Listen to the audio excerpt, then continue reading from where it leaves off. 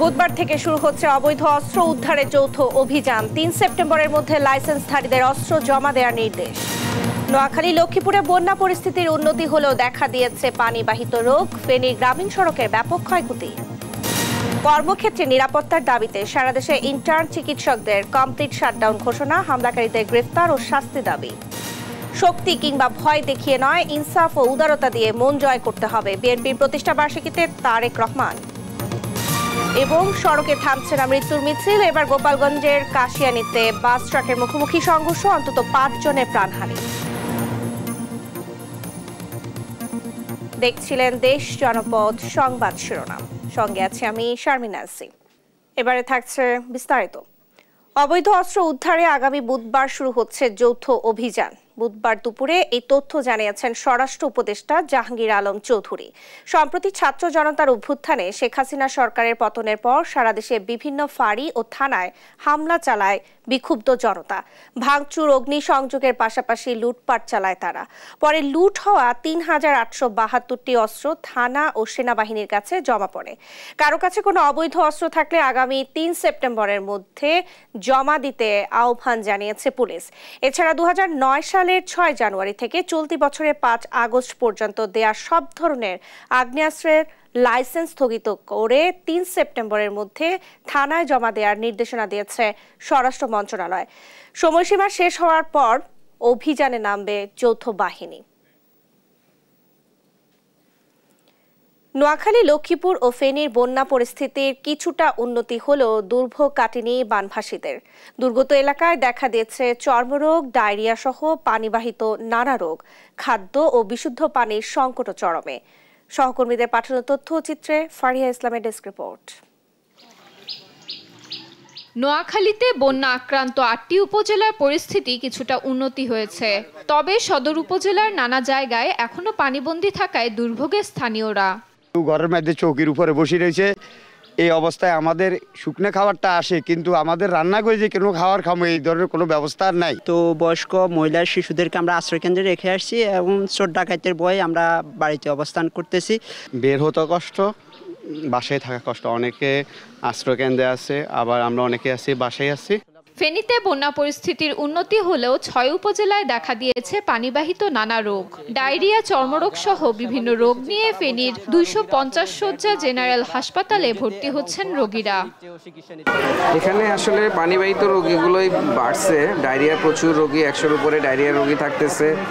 আর এখানেও আমাদের যে সিট ক্যাপাসিটি তার চেয়ে অনেক গুণ বেশি, ৫ গুণ বেশি রোগী আছে। ঠান্ডাজনিত শ্বাসকষ্টের সমস্যাগুলাই মূলত বেশি।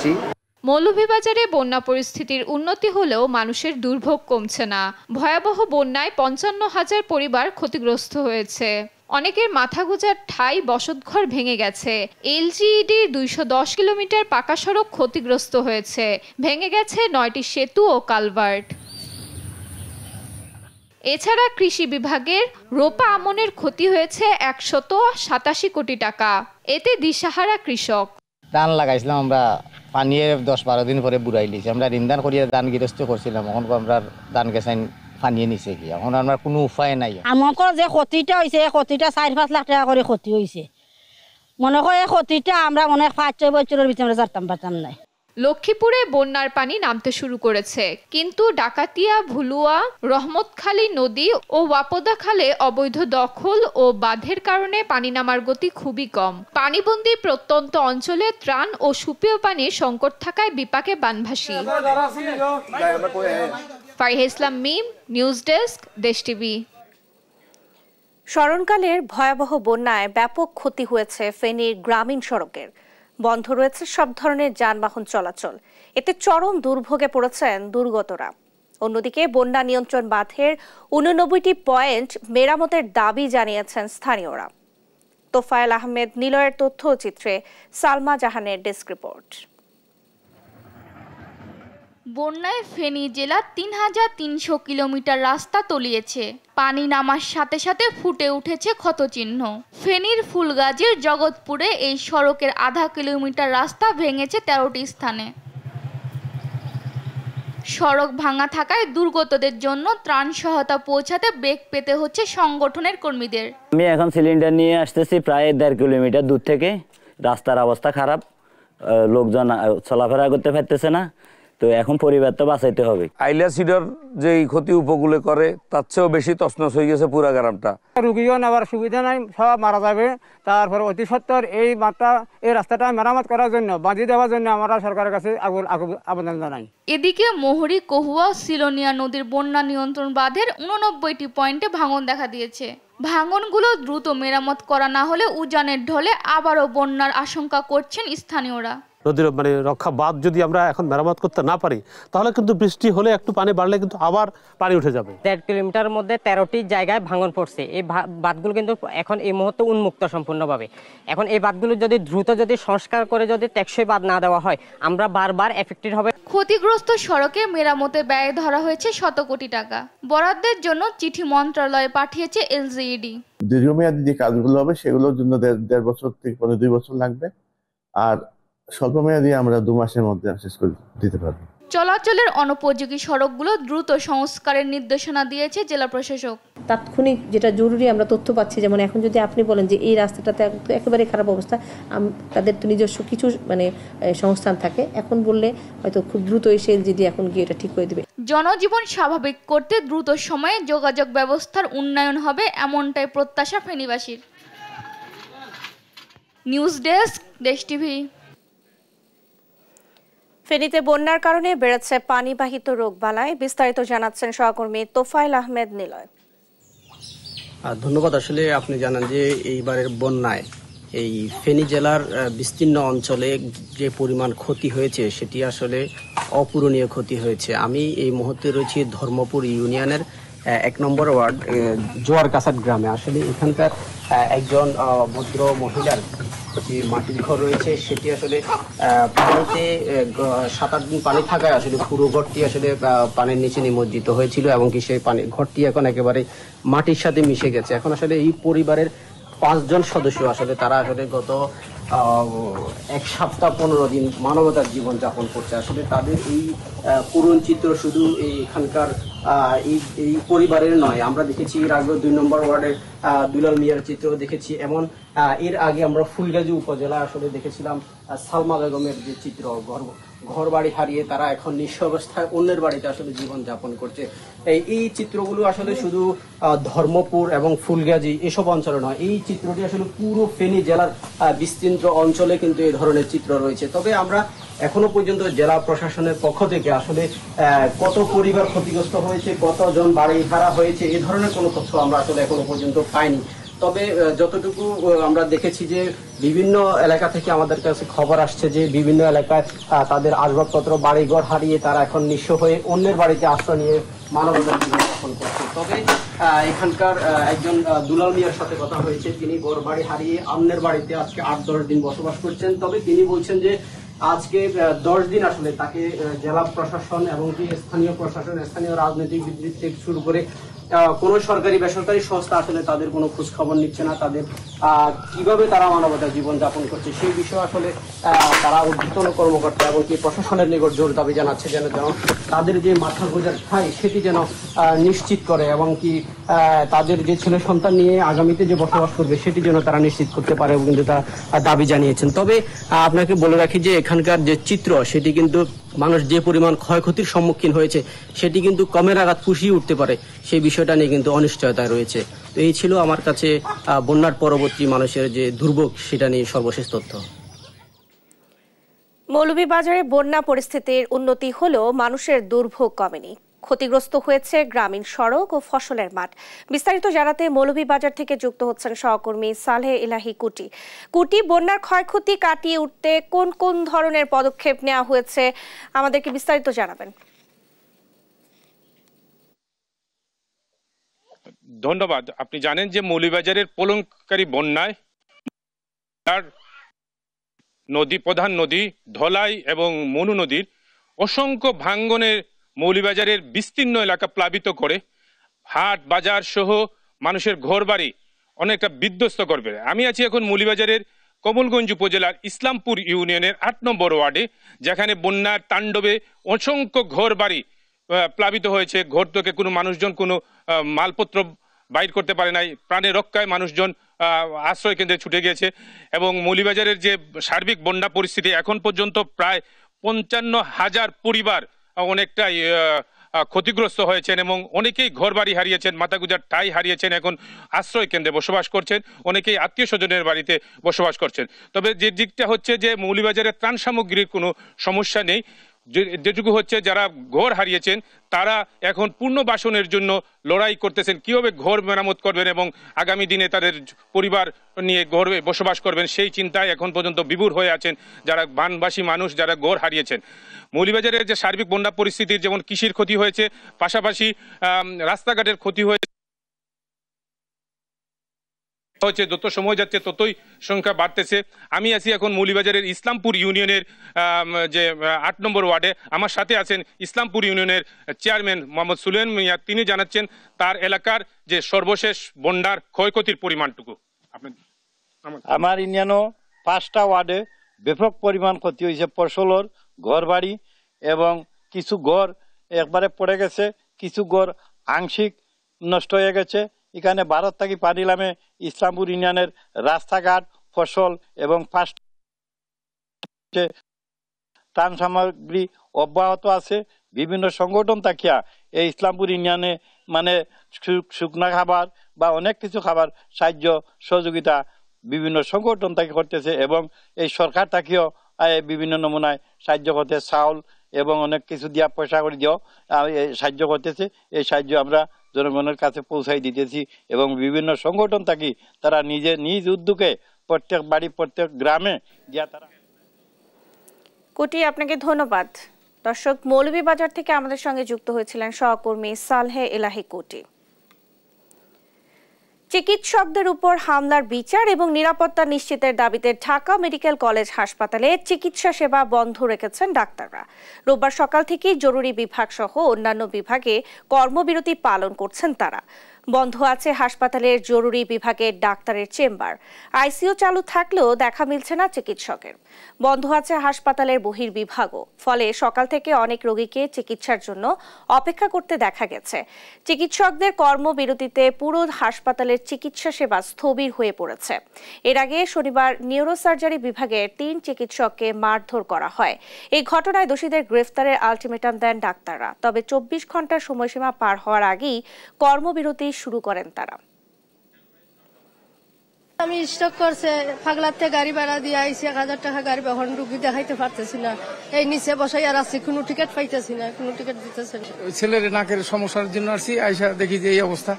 সাভার থেকে আইয়া মানে এখন ঘুরতেছি, কোনো ডাক্তার নাই, এখানে কোনো চিকিৎসা পাইতেছি না। এখানে ডক্টর, রোগী কেউই নিরাপদ না।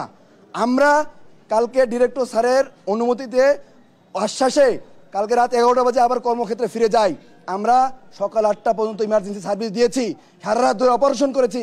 আমরা হাসপাতালে ছিলাম, আমরা দেখেছি, রুগীকে সেবা দিয়েছি। স্যারের কথায় আশ্বস্ত হয়ে যেহেতু আমরা কাজ করেছি, কিন্তু আমরা কোনো সিকিউরিটি ফোর্স এখানে ভিতরে দেখি নাই। তাই আমরা বাধ্য হয়ে নিজের সিকিউরিটির জন্য আমরা আজকে থেকে কর্মবিরতিতে যাচ্ছি। আগামী দিনে সঠিক রাজনীতি নিয়ে বিএনপি বাংলাদেশের নেতৃত্ব দেবে বলে মন্তব্য করেছেন দলটির মহাসচিব মির্জা ফখরুল ইসলাম আলমগীর। সামনের যে কোনো চ্যালেঞ্জ মোকাবেলা করে বিএনপি দেশে গণতন্ত্র ও মুক্ত বাজার অর্থনীতি প্রতিষ্ঠা করবে বলেও দাবি তার। সাইফুল রিপনের প্রতিবেদন। বিএনপির 46তম প্রতিষ্ঠাবার্ষিকী উপলক্ষে দলের প্রতিষ্ঠাতা শহীদ রাষ্ট্রপতি জিয়াউর রহমানের সমাধিতে শ্রদ্ধা জানাতে ঢল নামে নানা শ্রেণী পেশার মানুষের। নেতাকর্মীরা জানান 2024-এ পাওয়া দেশের দ্বিতীয় স্বাধীনতা যে কোনো মূল্যে রক্ষা করবেন তারা। আমরা জনগণের ভোটার অধিকার বাস্তবায়নের জন্য আমরা আন্দোলন করছি এবং এখনো চাই যে জনসাধারণের ভোটের অধিকার বাস্তবায়িত হোক। যে সরকারেই আছে সেই সরকার যেন একটা সুস্থ ইলেকশনের মাধ্যমে এই দেশের রাজনৈতিক নেতৃত্বের হাতে এই দেশের ক্ষমতাকে হস্তান্তর করে। ষড়যন্ত্রকারীদের বিষয়ে সচেতন থাকার আহ্বানও জানান তারা। যেই নতুন বাংলাদেশ আমরা পেয়েছি সেই নতুন বাংলাদেশ চলতে হবে গণতন্ত্রের মাধ্যমে। কিছু কিছু জায়গায় এখনো কিন্তু সেই পূর্ববর্তী সরকারের ভূত কিন্তু এখনো তাদের দিকে দেখা যাচ্ছে, তাদের প্রেতাত্মারা কিন্তু এখনো ঘোরাঘুরি করছেন। দলের ভারপ্রাপ্ত চেয়ারম্যান তারেক রহমানের নেতৃত্বে নতুন বাংলাদেশ গড়ার প্রত্যয় জানান বিএনপি মহাসচিব। আল্লাহর অশেষ রহমতে ছাত্র জনতার কে সঙ্গে নিয়ে আজকে এই দেশটা আমরা মুক্ত স্বাধীন পরিবেশে পালন করতে পারছি। আমরা বিশ্বাস করি বাংলাদেশ জাতীয়তাবাদী দল সবসময় নেতৃত্ব দিয়েছে, আগামী দিনেও তার সঠিক রাজনীতি এবং জনগণকে সঙ্গে নিয়ে আবারও সঠিকভাবেই সামনের দিকে এগিয়ে যাবে এবং দেশকে পুনর্গঠন করবার কাজে মন জানান দেশে গণতন্ত্র ও মুক্তবাজার অর্থনীতি প্রতিষ্ঠায় যে কোনো চ্যালেঞ্জ নেবে বিএনপি। যে কোনো বাধাই আসুক সব চ্যালেঞ্জকে মোকাবেলা করে বাংলাদেশে গণতন্ত্র সুপ্রতিষ্ঠা করা, মুক্তবাজার অর্থনীতিকে প্রতিষ্ঠা করা, সমৃদ্ধ বাংলাদেশে পরিণত করবার জন্য আমরা কাজ করে যাব বলে আমরা শপথ নিয়েছি।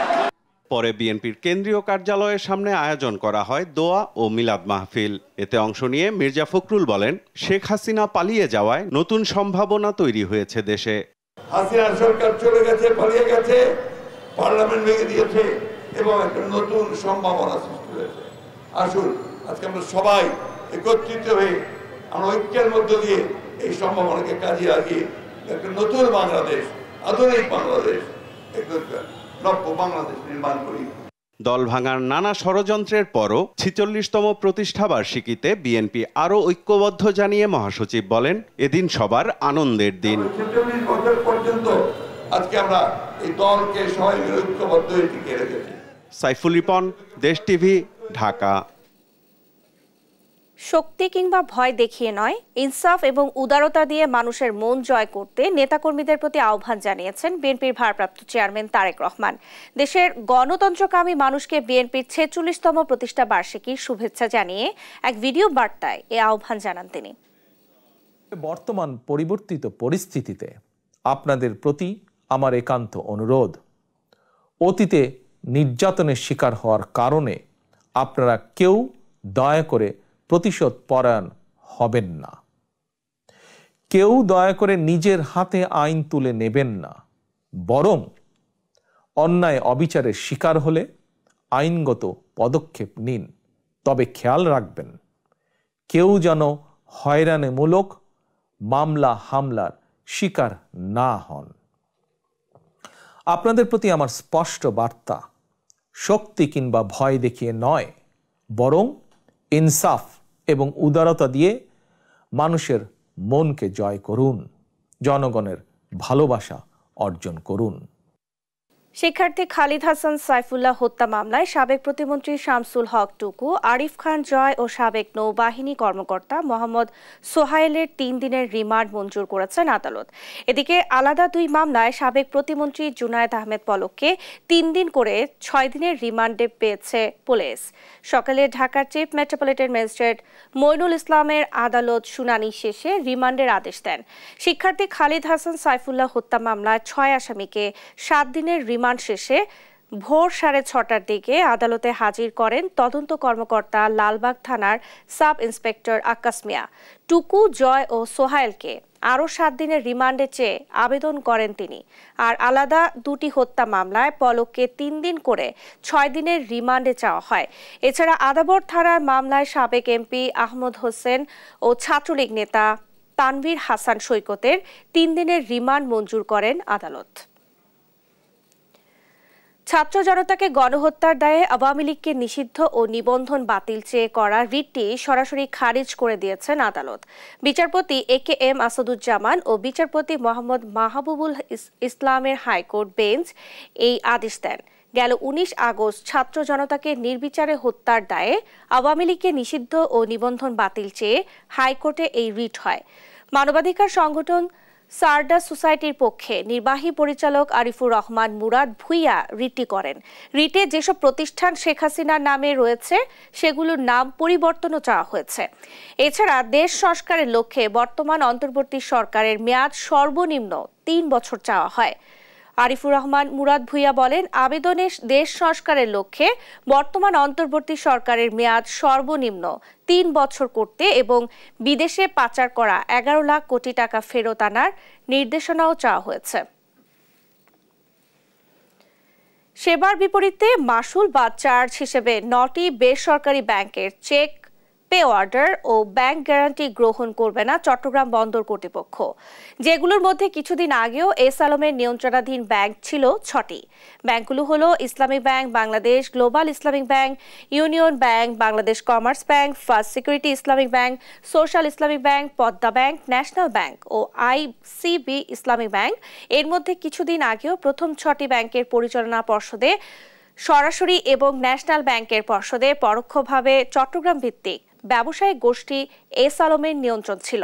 ক্ষমতার পালাবদলের পর ইসলামিক ব্যাংক, সোশ্যাল ইসলামী, গ্লোবাল ইসলামী ও ইউনিয়ন ব্যাংকের পর্ষদ ভেঙে দিয়ে নতুন পরিচালনা পর্ষদ গঠন করে বাংলাদেশ ব্যাংক। এতে করে এইসব ব্যাংকের পর্ষদ এস আলম মুক্ত হয়েছে।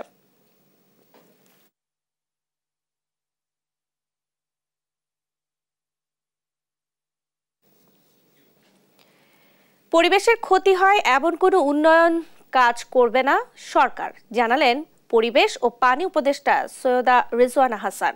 সচিবালয়ের সাংবাদিকদের সঙ্গে আলাপকালে এ কথা বলেন তিনি।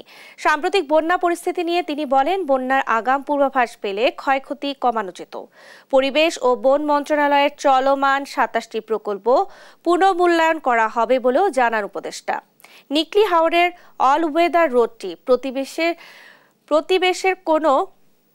পরিবেশের কোনো ক্ষতি করছে কিনা তা খতিয়ে দেখা হবে বলেও জানান তিনি। বাংলাদেশে যে এতগুলো মানুষ মরে গেল, এই মৃত্যুর দায় নেওয়াটা আসলে খুব কষ্টকর হয়ে যাচ্ছে। হ্যাঁ, যারা ক্ষতিগ্রস্ত তারা এসে একটু বলুক যে কোথায় বাঁধের কারণে, কোথায় মাছ চাষের কারণে বা কোথায় তৎপরতা সঠিক সময় না হওয়ার কারণে তাদের ক্ষতি বেশি হয়েছে বা আদৌ তাদের এরকম কোনো অভিযোগ আছে কিনা, এবং কিভাবে করে পানি উন্নয়ন বোর্ড কাজ করলে, কিভাবে করে উজানের দেশের সাথে আমরা যোগাযোগ রক্ষা করলে তারা মনে করেন বিষয়টা কার্যকরী হতে পারে। সড়কে থামছে না মৃত্যুর মিছিল। এবার গোপালগঞ্জের কাশিয়ানীতে বাস ট্রাকের সংঘর্ষে 5 জনের মৃত্যু হয়েছে। এই ঘটনায় আহত হয়েছে অন্তত 25 জন। রোববার সকাল 7:30টার দিকে কাশিয়ানী উপজেলার মাছিঘাতি বাস স্ট্যান্ড এলাকায় এই দুর্ঘটনা ঘটে। ইমাদ পরিবহনের বাসটি পিরোজপুর থেকে যাত্রী নিয়ে ঢাকা যাচ্ছিল। মাছিগাতি বাস স্ট্যান্ড এলাকায় বিপরীত দিক থেকে আসা ট্রাকের সঙ্গে মুখোমুখি সংঘর্ষের পর বাসটি রাস্তার পাশের খাদে পড়ে। এতে বাসটি দুমড়ে মুচড়ে হতাহত হয় তারা। খবর পেয়ে ভাঙ্গা হাইওয়ে থানা পুলিশ, ফায়ার সার্ভিস ও স্থানীয়রা আহত যাত্রীদের উদ্ধার করে হাসপাতালে পাঠায়।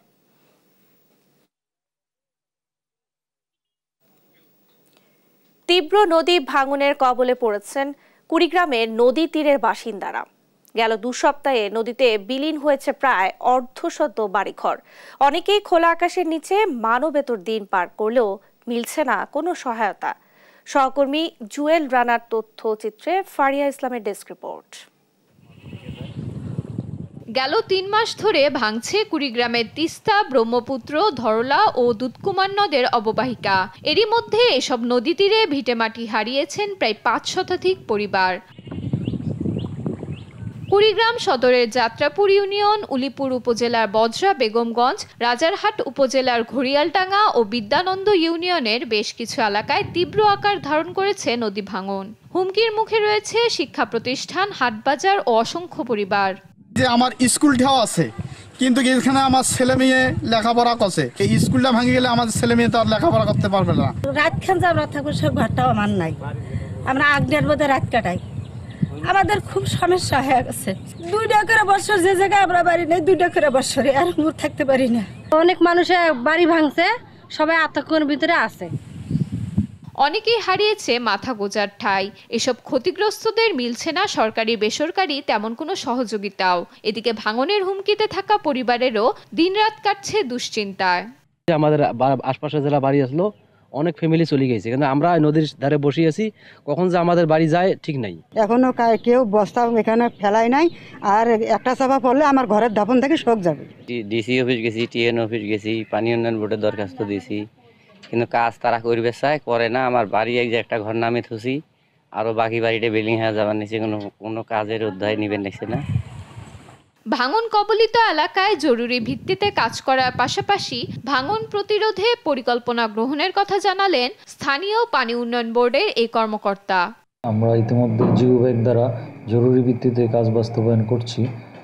এছাড়া আমাদের এখানে 4টি এডিপিভুক্ত প্রকল্পের কাজ আছে, যেগুলো আমাদের শুষ্ক মৌসুমে শুরু হবে। এই প্রকল্পগুলো বাস্তবায়ন সমাপ্ত হলে কুড়িগ্রামের ভাঙন অনেকাংশেই কমে আসবে। শুধু আশ্বাস নয়, স্থায়ী ভাঙন রোধে দ্রুত পদক্ষেপ নেওয়া হবে আশা নদীপাড়ের মানুষের। নিউজ ডেস্ক, দেশ টিভি। কুষ্টিয়া ইসলামী বিশ্ববিদ্যালয়ের শিক্ষকদের মধ্য থেকে উপাচার্য নিয়োগের এক দফা দাবিতে আন্দোলনে নেমেছে শিক্ষক, শিক্ষার্থী ও কর্মচারীরা। বাইরে থেকে ভিসি নিয়োগ দেওয়া হলে কঠোর কর্মসূচির হুঁশিয়ারিও দেন তারা। তাদের অভিযোগ, বিগত সময়ের বাইরে থেকে নিয়োগ পাওয়া ভিসিরা বিশ্ববিদ্যালয়ের মান উন্নয়নে কোনো ভূমিকা রাখেননি, জড়িয়েছেন নানা অনিয়ম, দুর্নীতিতে। তাই নিজ বিশ্ববিদ্যালয়ের শিক্ষককে ভিসি হিসেবে দেখতে চান তারা। ইরফান রানার ক্যামেরায় কুষ্টিয়া থেকে নাহিদ হাসান তিতাসের রিপোর্ট।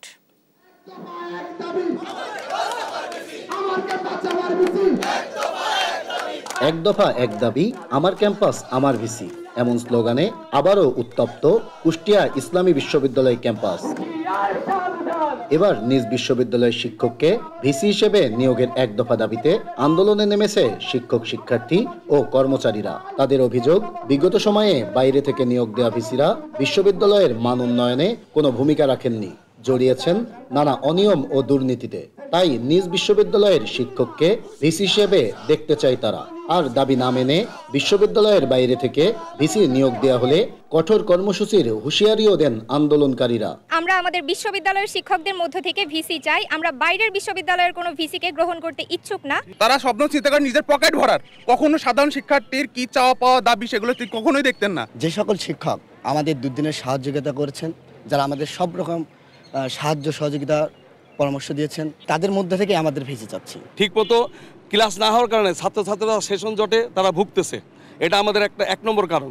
2 নম্বর কারণ, আমি একজন অফিসার হিসেবে এখানে অফিস ঠিকমতো হয় না। মাননীয় ভাইস চ্যান্সেলর মহোদয় উনি অফিস করেন না। আর শিক্ষার্থী ও কর্মচারীদের এই দাবিকে সমর্থন জানিয়ে শিক্ষকরাও বলছেন, বিশ্ববিদ্যালয়ের শিক্ষকদের মধ্য থেকে ভিসি নিয়োগ দিলে থাকবে দায়বদ্ধতা ও জবাবদিহিতা, ফলে মান উন্নয়ন হবে বিশ্ববিদ্যালয়ের। যদি বাইরের বিশ্ববিদ্যালয় থেকে একজন ভিসি আসেন, আমরা লক্ষ্য করেছি এর আগে, উনি বিশ্ববিদ্যালয়ের একজন শিক্ষককে, একজন অফিসারকে চিনতে ওনার সময় লাগে 2 মাস, 4 মাস, 6 মাস। এটা বড়ই হাস্যকর। অভিজ্ঞ অধ্যাপকগণের ভিতর থেকে কাউকে আমাদের এখানে ভিসি হিসাবে নিয়োগ দেন। আমরা আন্তরিকভাবে চেষ্টা করব এই বিশ্ববিদ্যালয়কে ছাত্রদের কাছে ছাত্রবান্ধব বিশ্ববিদ্যালয় হিসাবে যাতে গড়ে ওঠে।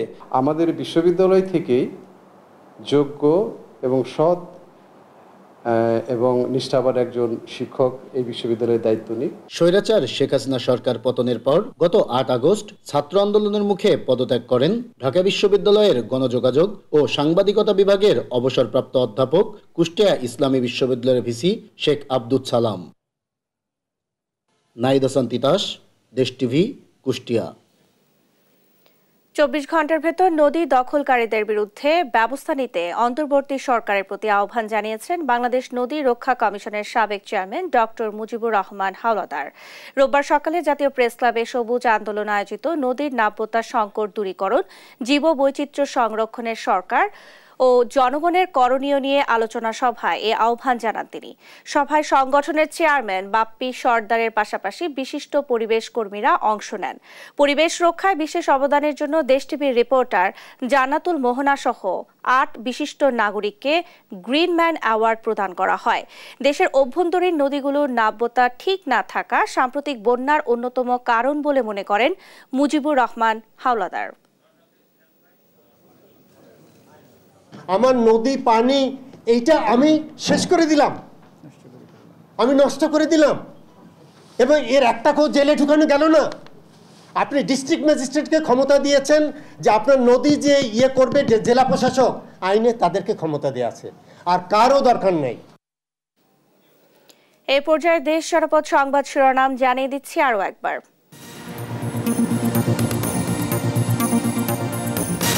বুধবার থেকে শুরু হচ্ছে অবৈধ অস্ত্র উদ্ধারের যৌথ অভিযান। 3 সেপ্টেম্বরের মধ্যে লাইসেন্সধারীদের অস্ত্র জমা দেওয়ার নির্দেশ।